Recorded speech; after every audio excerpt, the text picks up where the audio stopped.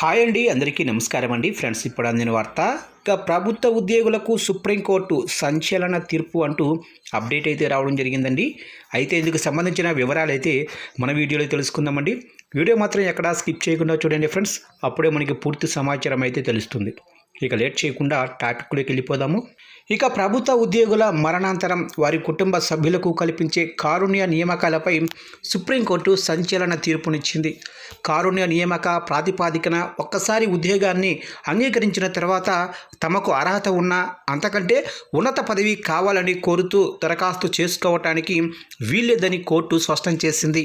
ఇక తమిళనాడు పట్టణ పంచాయతీల్లో స్వీపర్లుగా పనిచేస్తూ మరణించిన ఇద్దరు వేరువేరు ఉద్యోగుల కుమారులకు వారి తల్లిదండ్రుల మరణాంతరం 2007-2012 సంవత్సరంలో స్వీపర్లుగానే ఉద్యోగాలు లభించాయి.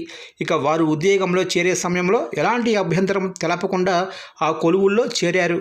అయితే సుమారు 3 నుంచి 9 ఏళ్ల తర్వాత తమకు జూనియర్ అసిస్టెంట్ పోస్టుకు కావలసిన అర్హతలు ఉన్నాయని, అప్పట్లో అవగాహన లేక తక్కువ స్థాయి ఉద్యోగంలో చేరామని పేర్కొంటూ మద్రాసు హైకోర్టుని ఆశ్రయించారు. హైకోర్టు వారికి అనుకూలంగా తీర్పునివ్వగా దానిని సవాలు చేస్తూ దాఖలైన అప్పీలుపై సుప్రీంకోర్టు విచారణ చేపట్టింది. ఇక కారుణ్య నియామకం అనేది రాజ్యాంగంలోని ఆర్టికల్ 14, 16 అంటే సమానత్వ హక్కుకు ఒక మినహాయింపు మాత్రమే.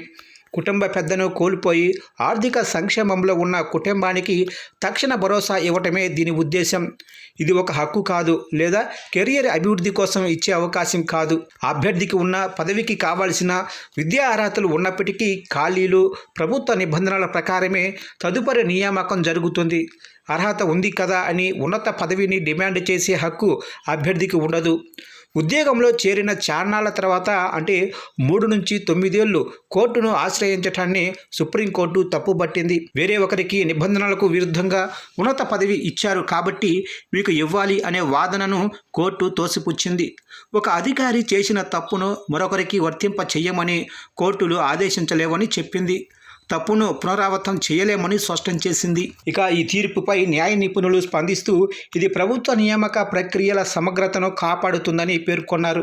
కారుణ్య నియామకాలు కేవలం మానవతా దృక్పథంతో చేసేవని, వీటిని సీనియారిటీ పెంచుకోవటానికి లేదా ఉన్నత పదవులు అనుభవించటానికి వాడుకోలేమని ఈ తీర్పు ద్వారా స్పష్టమైందని అభిప్రాయపడ్డారు.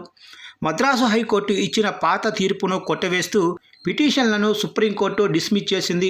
దీంతో కారుణ్య నియామకం పొందిన వారు భవిష్యత్తులో ఉన్నత పదవుల కోసం ఇలాంటి క్లెయిమ్స్ చేయటానికి అవకాశం లేకుండా పోయింది.